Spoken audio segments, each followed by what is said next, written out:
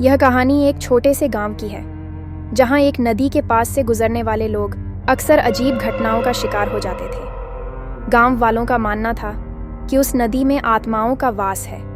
रवि, जो एक शहर से आया था, इन बातों पर विश्वास नहीं करता था। वह अपने दोस्तों के साथ गांव में छुट्टियां मनाने आया था। एक रात उसने अपने दोस्तों को चुनौती दी कि वे नदी के पास चलें और देखें कि वहां सच में क्या है।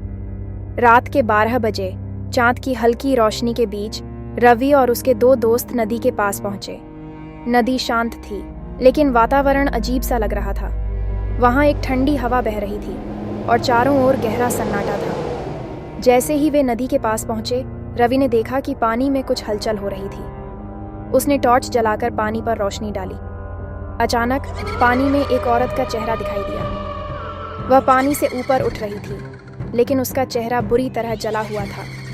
उसके बाल पानी से लटके हुए थे और उसकी आंखें खून जैसी लाल थीं। रवि और उसके दोस्तों ने भागने की कोशिश की, लेकिन तभी वह औरत पानी से निकलकर उनके सामने आ गई। उसने एक भयानक चीख मारी और पूरा माहौल डरावना हो गया। रवि के दोस्त घबरा गए और वहीं गिर पड़े।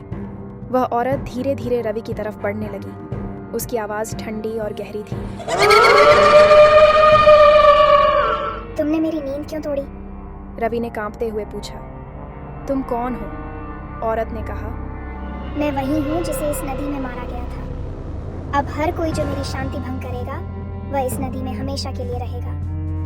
रवि ने पूरी ताकत से भागने की कोशिश की, लेकिन उसके कदम जैसे बंध गए थे। अचानक वह औरत हवा में गायब हो गई, लेकिन नदी से डरावनी आवाजें आ रही थीं। किसी तरह रवि और उसके दोस्तों ने वहां से भागने की कोशिश की, लेकिन उनमें से एक दोस्त नदी में गिर गया और गायब हो गया। गांव लौटकर रवि ने सारी घटना बताई, लेकिन उसका एक दोस्त कभी नहीं मिला।